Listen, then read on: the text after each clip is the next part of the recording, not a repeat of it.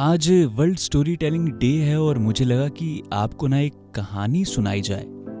तो शुरुआती लाइन से शुरू करता हूं कि एक खत आया, मैं पढ़ ना पाया। उसने जो कहा था उस बेजुबान खत से वो खत मुझसे कह ना पाया। उसे उर्दू आती थी, मुझे आती थी हिंदी। खत ना वो मेरे पढ़ पाई कभी, खत ना मैं उसके पढ़ पाया।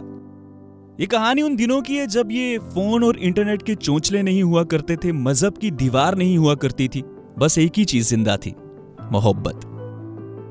एक लड़का था चौथी कक्षा का जिसकी क्लास में एक लड़की पढ़ती थी और वो लड़की इस लड़के को बेहद पसंद थी।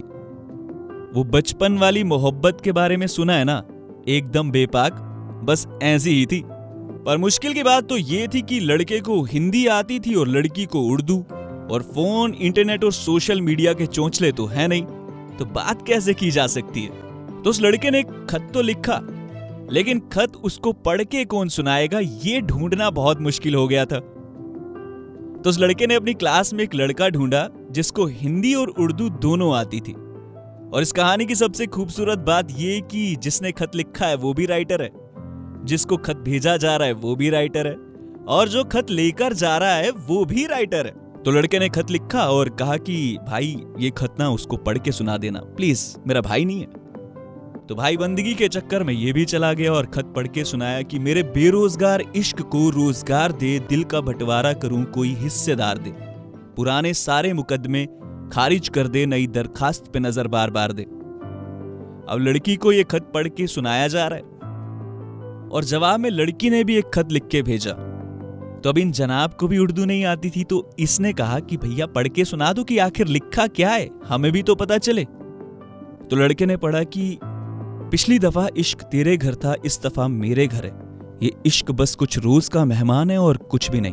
अब इस बात पे ना लड़के का जरा सा दिल टूट गया यार। उसने एक आखिरी खत लिखा और उस खत में लिखा कि अगर इश्क मुनासिब नहीं तो खाक कर दे, मेरा हर ख्वाब तू राख कर दे, काम एक चिराग का है चांद का मैं क्या करूं, अगर मुनासिब हो सके तो सांस आखिरी से पहले मुलाकात कर ले। अब ये आखिरी खत लड़की तक पहुंचाया गया और लड़की का जवाब आया है कि तेरा मेरा मजहब एक नहीं है, इश्क क्या एक होगा। लड़के ने कहा बस रहने दे यार, इससे आगे नहीं सुन पाऊंगा। कई दिन बीत गए, स्कूल खत्म हो गया, सब अपने अपने रास्ते निकल गए, पर इस लड़के ने वो खत वैसे ही अपनी डायरी में लिख रखे थे जैसे उस लड़की ने भेजे थे। तकरीबन 5 साल के बाद वो लड़का शायर बन गया, महफिलों में आना जाना हुआ, और एक बार उसकी डायरी उसके एक दोस्त ने पकड़ ली जिसे उर्दू भी आती थी। उसने कहा कि यार तेरी डायरी के ये आखिरी पन्ने पे 2 शेर लिखे हैं उर्दू में, किसने लिखे हैं? कहता लिखे हैं किसी खास ने, पर पढ़ के सुना दे। तो पहला शेर था उस डायरी का कि मेरे बेदाग इश्क के लिबास भी सफेद हैं, मैंने यूं ही नहीं लिखा कोरे कागज पे नाम तेरा। उसने कहा दूसरा पढ़, और दूसरा शेर था कि जो मुनासिब हो सके तो वक्त गुजार लो कुछ रोज और, जो चले गए तो फिर याद आएंगे बहुत।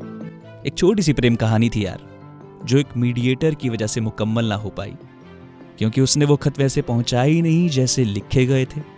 तो इस कहानी से क्या समझ आया आपको, ये बात आपको मुझे अब कमेंट बॉक्स में बतानी। और ये कहानी सुनाने का रीजन ये कि आज वर्ल्ड स्टोरी टेलिंग डे है, तो हैप्पी स्टोरी टेलिंग डे।